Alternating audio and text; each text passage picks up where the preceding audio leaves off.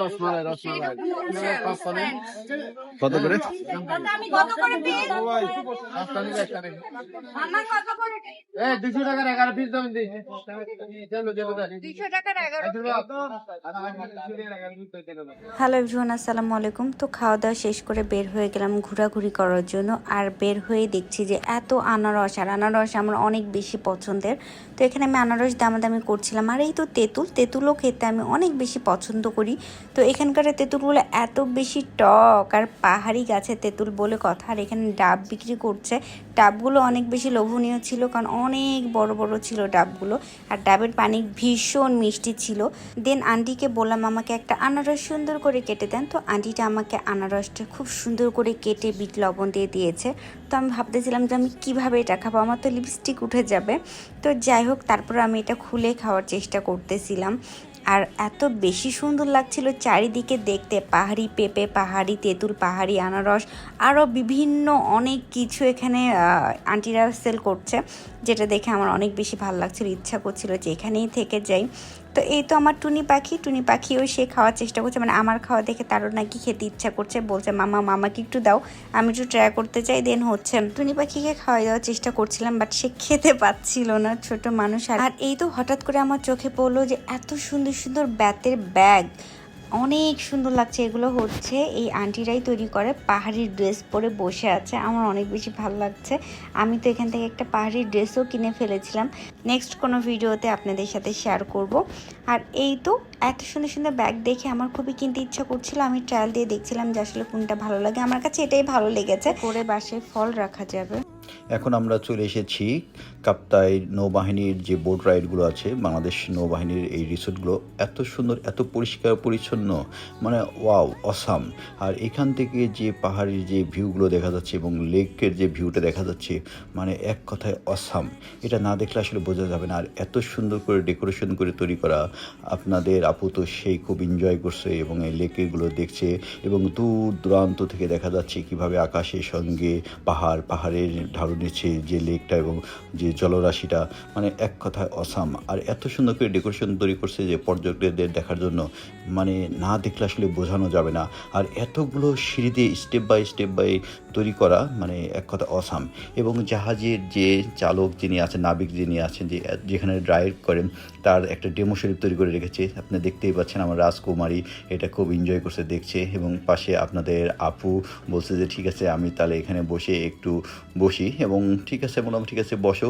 এবং এই লেকের ভিতরে আমরা একটা বোট ভাড়া করেছিলাম, সেই বোট ভাড়া করে আমরা পুরো লেকটা ঘুরে দেখছি এবং এনজয় করছি। আমরা ফাইনালি চলে এসেছি কাপ্তাই সেই ঐতিহাসিক লেকে, যে লেক দেখার জন্য দূর দূরান্ত থেকে মানুষ চলে আসে। এবং দেখতে পাচ্ছেন আপনাদের আপু এবং আমার রাজকুমারী বোটের একদম টপ ফ্লোরে বসে ছাদের উপরে বলছে আমরা প্রকৃতি দেখবো, এবং ছাদের উপরে বসেই আমরা দেখবো। দেন আপনাদের ভাই আমাকে বললো যে এর ওপরে দাঁড়াও, তোমার কয়েকটা ভিডিও করে দিই। বাট আমি দাঁড়াইছি, বাট আমার এত বেশি ভয় লাগছিল, বুকের মধ্যে দুক করছিল।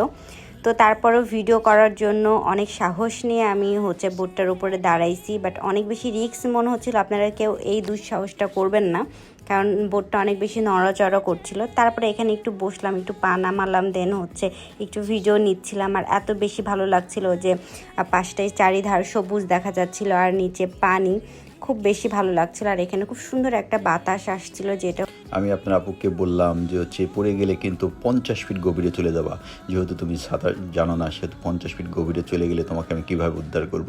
আমার মেয়ে বলছে আমিও যাবো, বলছে না তুমি যাবে না, তুমি এখানে বসেই থাকো। সেখানে বসেছিল।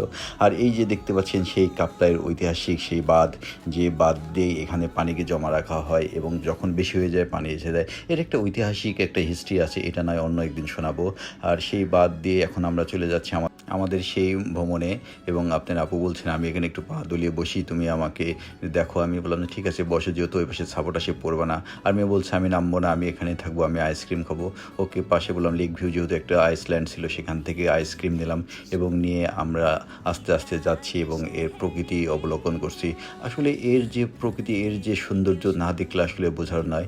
এবং আমরা সেই যে বাঁধের কথা বলছিলাম, আমরা এবার চলে এসেছি সেই বাঁধের উপরে।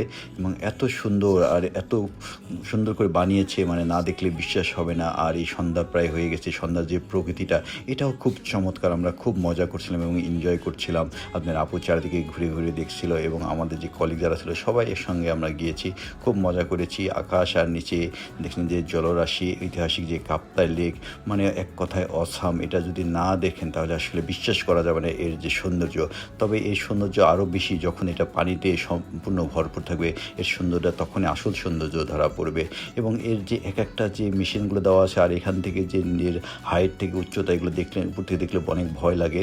তবে এর যে সৌন্দর্য এটা আসলে না দেখলে আসলে বোঝানোর উপায় নেই। তবে যারা দেখতে চাবেন ইনশাল্লাহ কাপ্তাই লেকে চলে আসবেন এবং এর সৌন্দর্য উপভোগ করবেন। আমরা খুব মজা করেছি এবং এনজয় করেছি, বাট সারাদিন ঘুরতে ঘুরতে প্রায় সন্ধ্যা হয়ে গেছে, এই জন্য আমরাও আর বেশিক্ষণ সময় নিতে পারি নাই। তো সর্বশেষ সেটাই আপনার আপু বললো যে ঠিক আছে তাহলে এখানে আমার একটু ভিডিও করে দাও। এবং দেখতেই পাচ্ছেন পিছনের যে এর ভিউগুলো এত চমৎকার, এত সুন্দর। আর এই সেই যে বাঁধ, এই বাঁধের উপর থেকে যে মেশিনগুলো বসানো আছে দেখতেই পাচ্ছেন, এখান থেকেই সব কিছু আসলে নিয়ন্ত্রণ করে, এখান থেকে জলবিদ্যুৎ উৎপাদন হয় এবং এই পানির যে প্রেশার, এই প্রেশারকে এখান থেকে নিয়ন্ত্রণ করা হয় এবং পানিকে ধরে রাখা হয়। যখন পানিগুলো বেশি হয়ে যায় তখন এই সুইচ গেটগুলো ওপেন করে দেওয়া হয় এবং চারিদিকে তখন পানি চলে যায় এবং এক একটা মেশিনগুলো অনেক দুর্দান্ত এবং অনেক হার্ড এবং মজবুত। দেখতেই পাচ্ছেন আপনারা সব কিছু। তো ইনশাল্লাহ সবাই ভালো থাকবেন। Thank you so much for watching.